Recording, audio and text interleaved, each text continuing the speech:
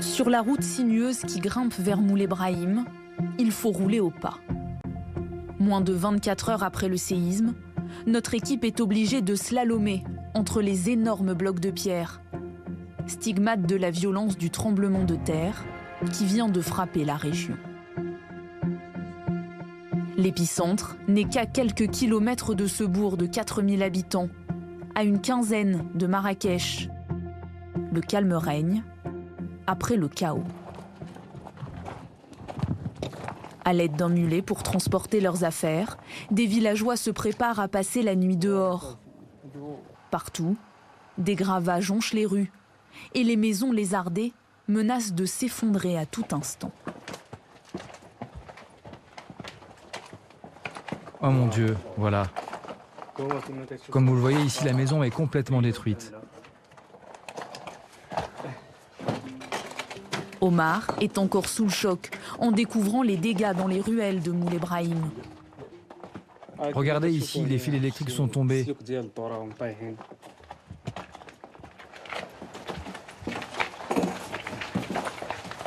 Tout est tombé là? Oui, même le toit.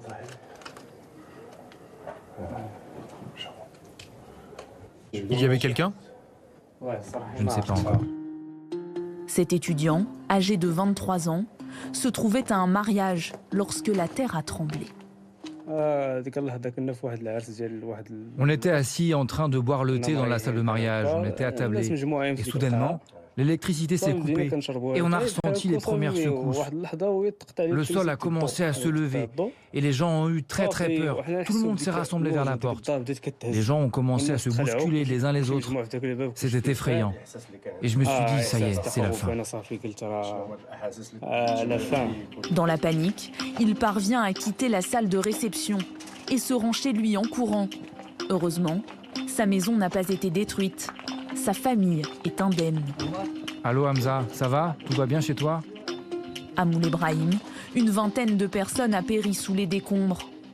Près de la mosquée, frappée elle aussi par le séisme, de nombreux villageois dorment à même le sol.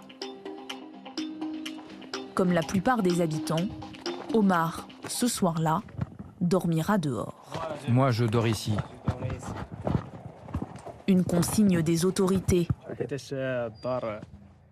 C'est trop risqué, trop dangereux. Il peut y avoir des répliques et la maison peut s'écrouler sur nous. C'est pour ça qu'on préfère dormir ici. Combien de temps imaginez-vous encore dormir dehors? Tant que Dieu l'aura décidé ainsi, jusqu'à ce que l'État nous dise qu'il n'y a plus de risque pour nous. Là, on pourra reprendre notre quotidien. On a peur, il y a eu tellement de morts. Le Maroc a basculé dans la tragédie dans la nuit de vendredi à samedi, peu après 23 heures.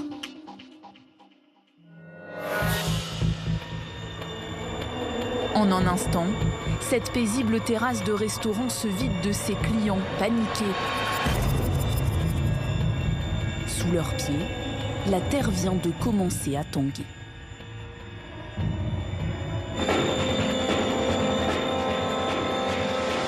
Il y a un tremblement de terre.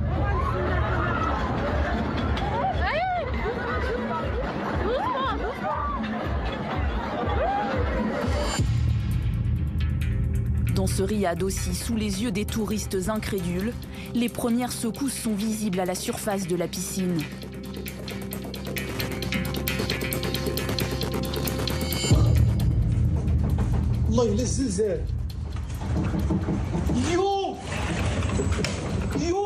Chez cet habitant, un bruit sourd. Quelques verres qui s'entrechoquent. Signale l'arrivée du tremblement de terre. What the fuck? Les secousses, intenses, se succèdent. Au milieu des cris, cet autre bâtiment est ballotté, puis cède.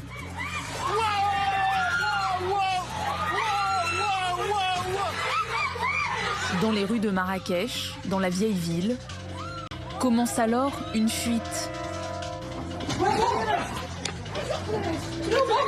Face à un ennemi invisible.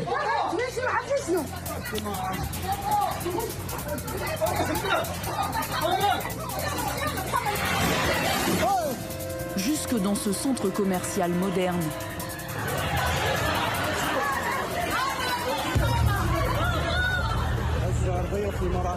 Et ses escalators.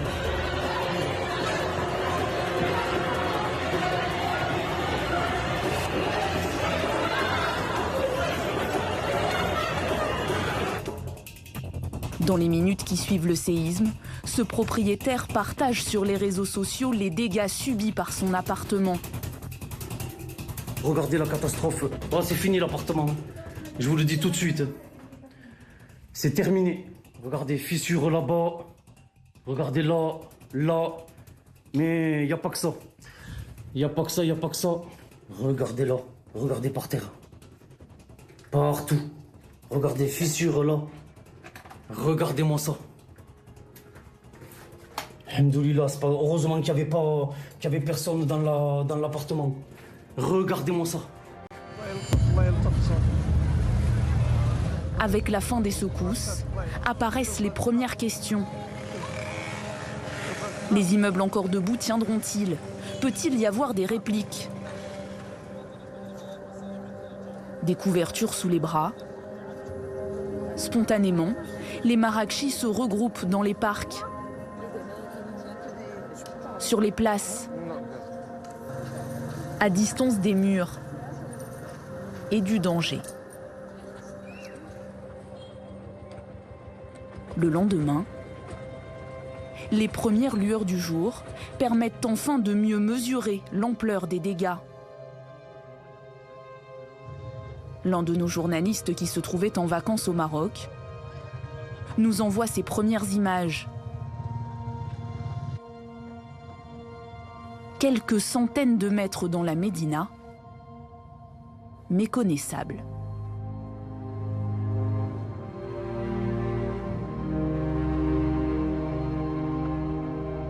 Tout le monde est stupéfait ce matin. Là, je vous montre derrière moi une partie de la façade de cette mosquée qui s'est effondrée avec les nombreux tas de gravats qu'il y a juste au sol. Et je vais prendre un bout de ces briques et on peut voir que c'est extrêmement fragile. Il s'agit de briques sans doute en partie faites de terre et beaucoup d'édifices à Marrakech sont bâtis avec ce type de briques. Donc on peut imaginer le nombre de façades qui sont effondrées. On peut voir d'ailleurs un véhicule qui a reçu toutes ces briques sur une partie de l'avant de cette voiture.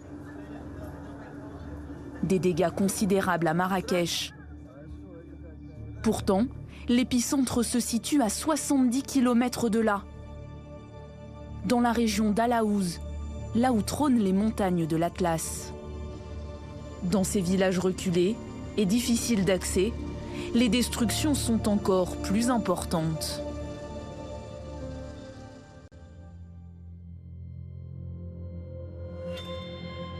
À Mizmiz, 20 000 habitants, a été frappé de plein fouet. L'immeuble où vivait Miloud, 47 ans, sa femme Bouchra, 30 ans, et leurs 2 enfants, Aya et Jade, n'a pas résisté aux secousses. Lui, il reste par ici et lui, il vient avec moi, par là. 36 heures après la catastrophe, les recherches se poursuivent sous les décombres. Il faut qu'on mette des cales pour sécuriser les murs. Et devant la bâtisse éventrée, les proches de cette famille, arrivés en urgence d'une zone épargnée du nord du pays, patientent, morts d'inquiétude. On est arrivé directement samedi matin quand on a su que le séisme avait eu lieu et qu'il ne répondait pas au téléphone. Et quand on est arrivé ici, on a été sidérés, on ne pensait pas que c'était à ce point-là. On n'arrivait pas à mesurer l'état des dégâts avec la poussière. Comme un château de cartes, tout l'immeuble s'est effondré et rapidement un premier corps est découvert. Nous avons su dès le départ que mon beau-frère était décédé, paix à son âme. Mais sa fille, elle est encore vivante. Son père l'a secourue. Ils allaient mourir tous les deux, mais il a réussi à s'enfuir avec sa fille.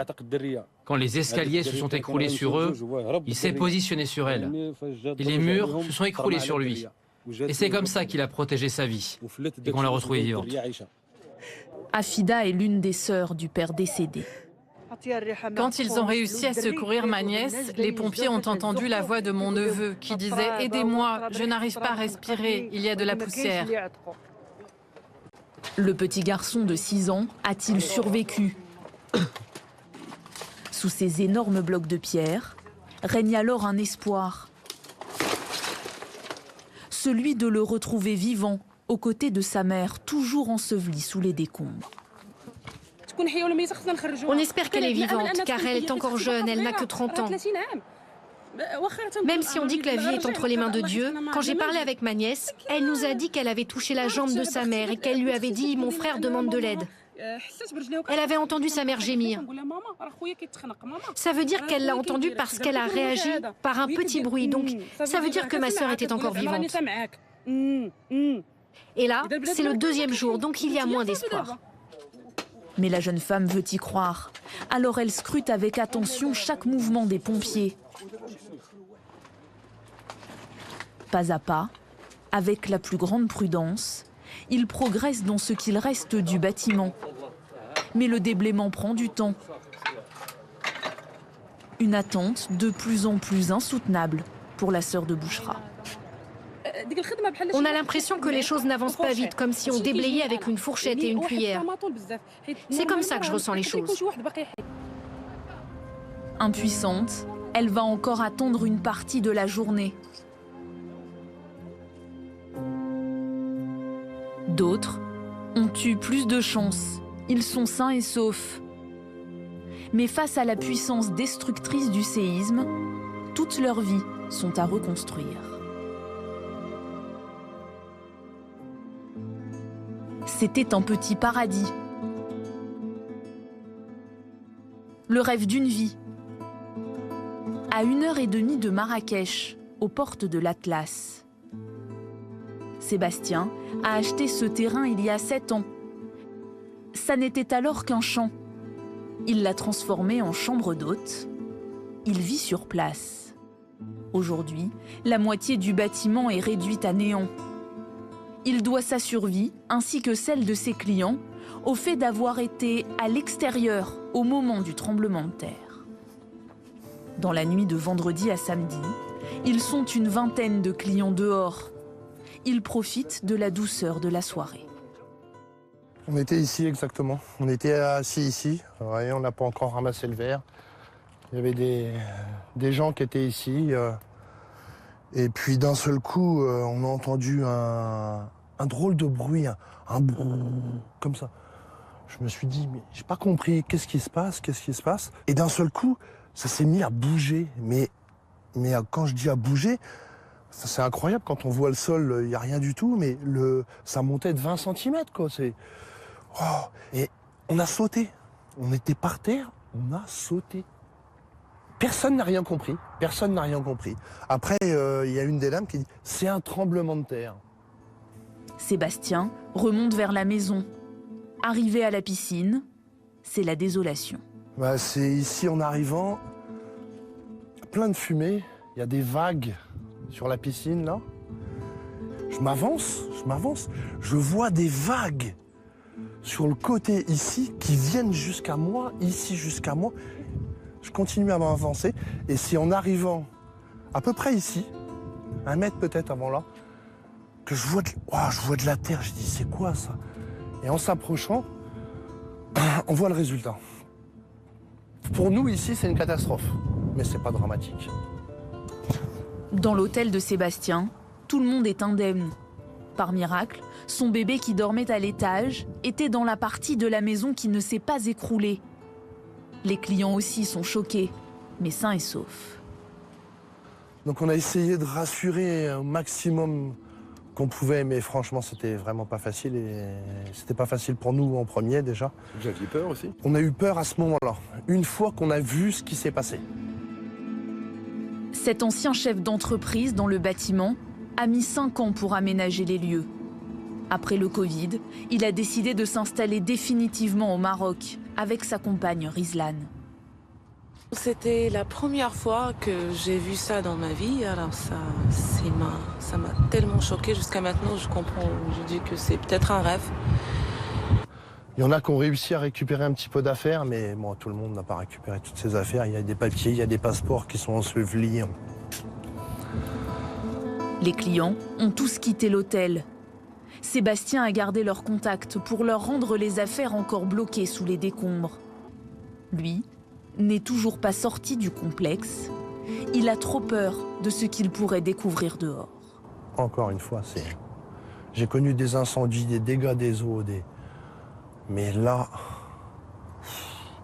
on a l'impression que la terre va se lever et que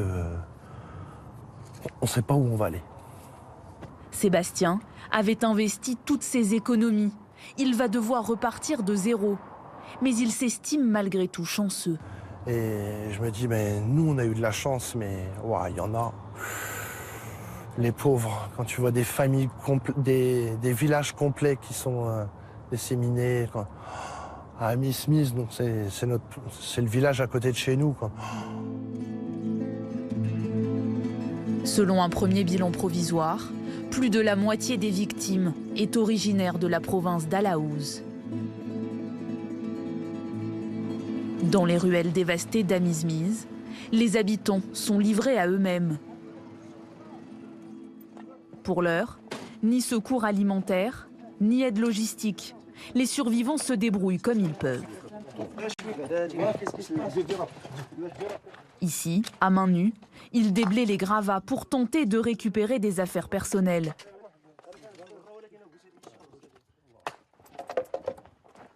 Mohamed Bourail a lui aussi tout perdu. Ça, c'est ma maison. La première, là, derrière ce mur, tout l'intérieur est détruit. Une partie de sa maison s'est effondrée. Sa femme et sa mère s'y trouvaient au moment du séisme et ont survécu par miracle. Mohamed Bourail n'était pas chez lui à ce moment-là. Ce cultivateur de 56 ans rentrait en voiture lorsque les secousses ont débuté. Au moment où il y a eu le séisme, nous étions à l'extérieur. On arrivait par la route pour rentrer chez nous. D'un coup, j'ai ressenti les secousses. J'ai été surpris par les cris. Je me suis agrippé à mon ami. On ne comprenait pas d'où ça venait. Les maisons ont commencé à s'écrouler. On courait pour porter secours aux gens, mais les débris nous tombaient dessus. Il y a des villageois dont les enfants ont été ensevelis sous les décombres. D'autres qui ont voulu fuir, ils ont été rattrapés par les débris qui s'abattaient sur eux. Mais après la sidération des premières heures, l'urgence, pour Mohamed, est de trouver un refuge pour sa femme et ses 3 enfants. La maison, construite par son père il y a près de 80 ans, est désormais inhabitable. Tu vois les fissures dans le mur. Tu penses que quelqu'un peut habiter là? Et ce n'est que le rez-de-chaussée. Le premier étage, il n'y en a plus. Il a été complètement détruit. On a juste pris quelques affaires personnelles et on a récupéré de l'eau avant qu'elle ne soit coupée. On attend de l'aide. Il n'y a plus ni eau ni électricité. Pour l'heure, il dort avec d'autres habitants sur ce terrain, situé à quelques pas des ruines de sa maison. Voilà les matelas sur lesquels nous dormons. Ici, nous sommes 3 familles actuellement. Sans aucune aide alimentaire, Mohamed et sa famille survivent comme ils peuvent. Là, j'ai quelques légumes que nous avons pu collecter auprès d'autres habitants. Tous les magasins sont fermés et de toute manière, ils n'ont plus rien. À l'instant T, nous survivons, par la grâce de Dieu. Mais par contre, dans les jours à venir, si la pluie arrive, où va-t-on aller? Où allons-nous mettre nos enfants à l'abri? À quelques rues de là, la famille de Milou des Bouchra retient toujours son souffle. Par téléphone, ils prennent des nouvelles d'Aya, 12 ans. La jeune fille miraculée, retrouvée vivante sous cet immeuble, hospitalisée à Marrakech. Il y a beaucoup trop de choses en même temps et du coup, on ne sait plus où donner de la tête. Est-ce qu'on reste avec les autorités près de ma sœur qui est toujours là-dessous? Ou on va au chevet de ma nièce. On sait qu'elle a besoin d'amour et qu'on soit présent à côté d'elle physiquement. Mais pour l'instant, pas question de bouger. Les pompiers viennent d'identifier un corps. Celui de Bouchra, la mère de famille. On veut juste la voir. Ne vous inquiétez pas, vous allez pouvoir aller la voir, mais pas tout de suite. Est-ce que vous avez pu sortir le petit? Pas encore, mais dans les plus brefs délais. On y travaille. Sur un brancard, au milieu des pleurs et des prières. Oh mon Dieu, mon frère, mon frère. Que Dieu vous accorde la patience. La mère puis son fils décédé sont emmenés par les autorités. Mon frère, tes enfants t'ont rejoint au paradis. Ils seront enterrés au nord du pays, dans le village familial.